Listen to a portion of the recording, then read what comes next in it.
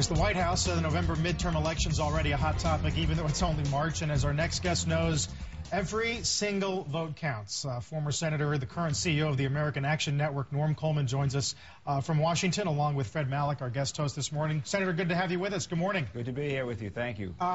So we're all wondering what the strategy is going into November. Everybody's got different opinions. David Frum wrote this piece that's now become famous since Sunday night, talking about how the Republicans, in the case of health care, in his words, went for all the marbles and we ended up with none. So does the strategy need to change going into November? The piece that Frum wrote right after that was that it's not about just about say no, repeal, but make change, repeal and replace. And I really do think that's a strategy. Let me say this.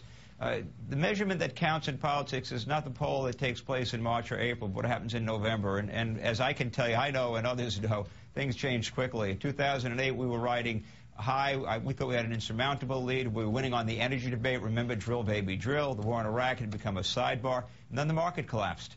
And the total, everything changed. But the bottom line is this, that even the Pew poll, health care isn't the #1 issue. We're going to have this debate about health care.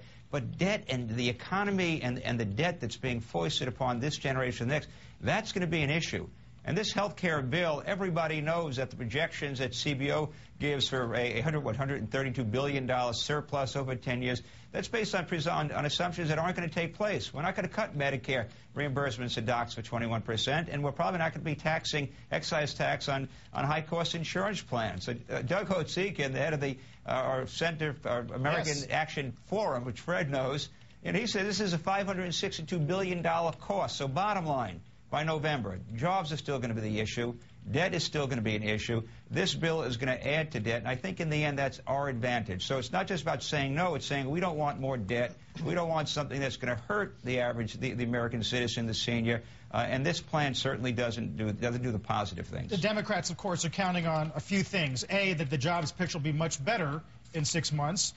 B, that federal law typically trumps state law. And third, that it's hard to run on a platform of taking something away from the public that they now have.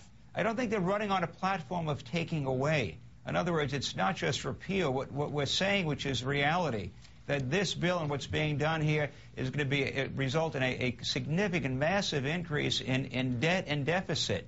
Already the projections are that over the next 10 years, we're looking at about $17 trillion in debt. About $800 billion in interest payments on that debt. That's about a third of the discretionary budget. So when you look again, get away from the debate today, look to the future. I have no doubt that the economy will be an issue.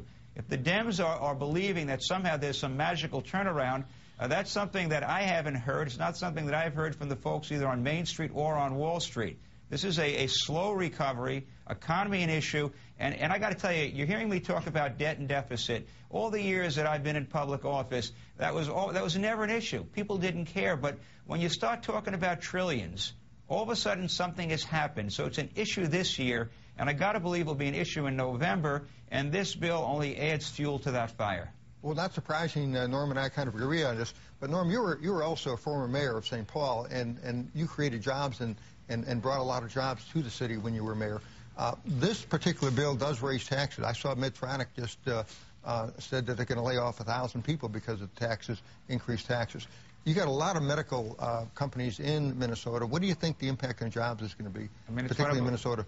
So there are more, I think, Boston Scientific employees in Minnesota than in Boston. Medical technology, Medtronics, cardiac pacemaker, Boston Scientific, they're kind of the mainstay of a real core of our economy.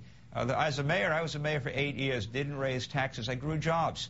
By the way, I was a Democrat when I started and ended up switching to the Republican. In part, it's because my efforts to keep lids on taxes were opposed by my Democrat friends.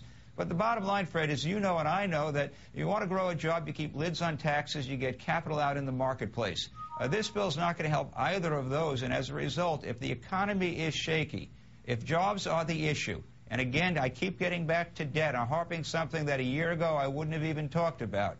But I got to believe that for whatever reason, we hit that trillion figure, in deficits, and it's growing, that you're not going to have an electorate that's going to be thrilled simply because you put $256 filling a budget hole in Medicare, which is a good thing in Medicare Part D. But I don't think that's going to move people as the jobs issue as the debt issue, and clearly you raise taxes, you suppress job growth. One last question. How do you fight the notion that, I think it was Politico that wrote the other day, the only thing worse than winning ugly is losing uglier?